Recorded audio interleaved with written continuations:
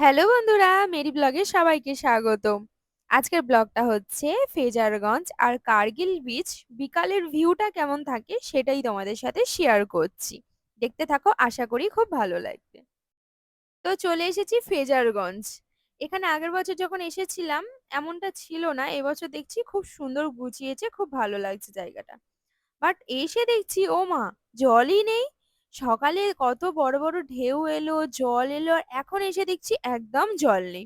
আমরা কিন্তু জানতাম না যে বিকালে জল থাকে না।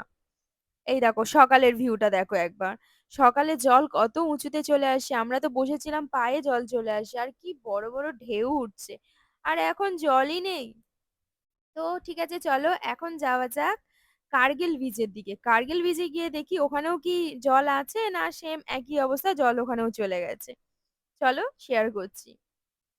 এটা হচ্ছে কার্গিল বিচের অবস্থা, এখানেও সেম অবস্থা, এখানেও জল নেই। আমরা সত্যি জানতাম না বিকালে করে জল চলে যায়, এখানে একদমই জল থাকে না। আর এখানে প্রচুর গরু ঘুরে বেড়াচ্ছে। কেন গরুগুলো ঘুরে বেড়াচ্ছে সত্যি বলছি, আমার কিছু মাথায় এলো না, কেন গরুগুলো কি করছে। এখানে প্রচুর গরু আছে, চারিদিকে শুধু গরু আর গরু। গরুগুলো খুঁজছেটা কি সেটাই আমার আমার মেন উদ্দেশ্য ছিল জানা। বাট ওদের কাছে যেতে ভয় লাগছিল, সেই জন্য যাইনি। বিকালের ওয়েদারটা খুব ভালো ছিল, মেঘলা মেঘলা ওয়েদার, খুব সুন্দর, আমাদের খুব ভালো লেগেছে। বাট জল থাকলে আরো বেশি ভালো লাগতো। এখানে দাঁড়িয়ে কিছু ছবি তুলছিলাম। আর এই দেখো গরু বলছিলাম না, দেখো পেছনে অসংখ্য গরু আছে, সেই কত দূরে দূরে গরুগুলো চলে গেছে। কি করে যে যাচ্ছে, আর জল এলে কিভাবে যে ওরা আবার ব্যাকে ফিরে আসবে আমি জানি না, ওদের সেন্সটা কিভাবে কাজ করছে। কিন্তু ওরা কি খুঁজছে সেটাই হচ্ছে আমার মেন উদ্দেশ্য। তো যাই হোক, সন্ধ্যাবেলায় চলে এসেছি বকখালি সি বিচে।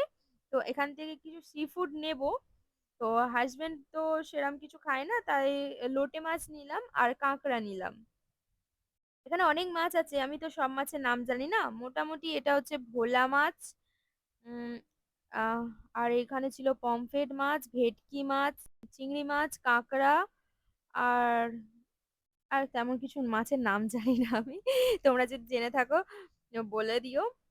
আর এখানে ছিল কাঁকড়া, সুন্দরবনের কাঁকড়া। তো ভিডিওটা করা হয়নি, কাকুটা খুব ভালো রান্না করেছিল। তো সেই ভিডিওটা আমার নেওয়া হয়নি, কারণ সেই সময়টা লাইভ করছিলাম।